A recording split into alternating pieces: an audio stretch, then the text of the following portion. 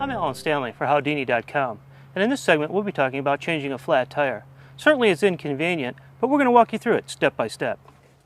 Lift up this cover to access the spare tire. We'll unloosen it with the hold down. Then give it a couple good raps. Make sure it's full of air. Worst thing you'd want to do is put on a flat spare. Then you'll remove the tire.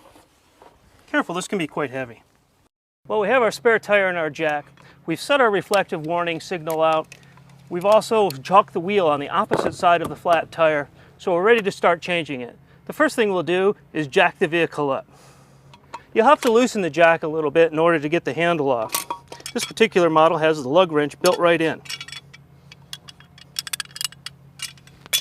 Before we jack though, we'd want to loosen the lug nuts, because once it's jacked up, it's going to be very difficult to get those lug nuts off.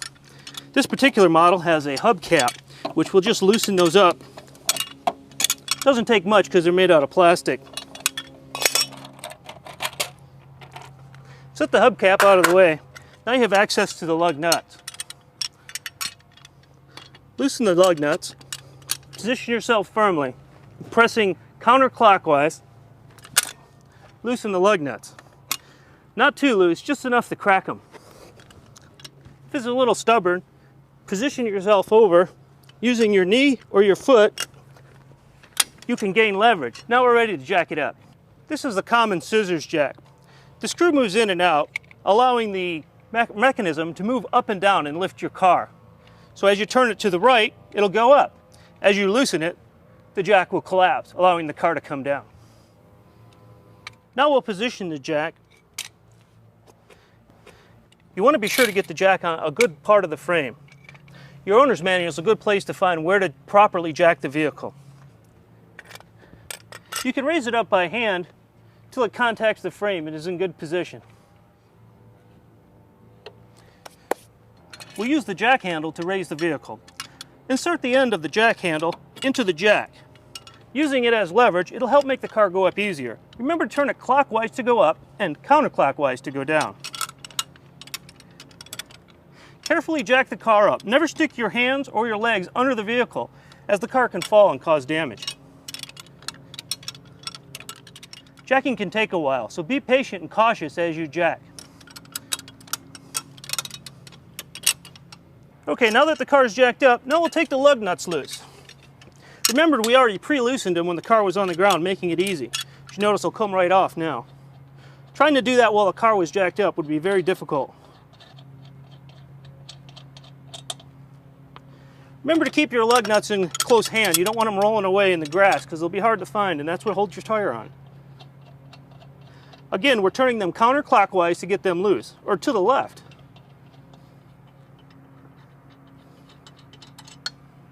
We'll remove the flat tire, set it over here out of the way. Now if there was heavy traffic area, you wouldn't want to leave it in the street. You might want to put it to the rear of the car. Grab the spare tire, put it in position. You're going to center the spare tire on the wheel studs. That's where the lug nuts go. So go ahead and do that. Lining it up. You see it lines up pretty easy. Then install your lug nuts. Again, clockwise is tight, counterclockwise is loose. So we'll tighten them up by hand as far as they'll go.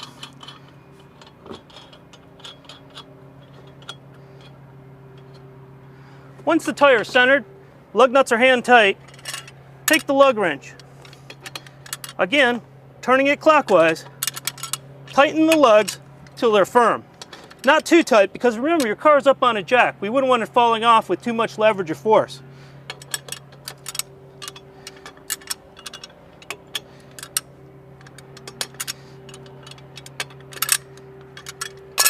Insert the jack handle back into the jack. Turning it counterclockwise again, we're going to lower the vehicle. Again, this will take some time, but going down is a lot easier than going up. If it seems to be going down easy, you can just do it like this by doing it straight instead of having it angled. But if it's too tough, you can angle it and get the leverage that you'll need to lower the jack or to raise the jack. Turn the jack low enough, you can do it by hand now that it doesn't have contact with the frame, and we can remove it. Now that the tire's on the ground, we'll go ahead and give them that final tight. And we're going to start down here. then move to the top one, then back down, over, and back again. A little star pattern, making sure we have equal torque on the wheel studs. Okay, well, we have our spare tire on, it's aired up, we're ready to go. A couple things to remember though is you want to put everything back in the trunk. You don't want to exceed highway speed on this temporary spare. Make sure you get the big tire fixed and it'll get you back on the road as soon as possible. I'm Alan Stanley for Howdini.com.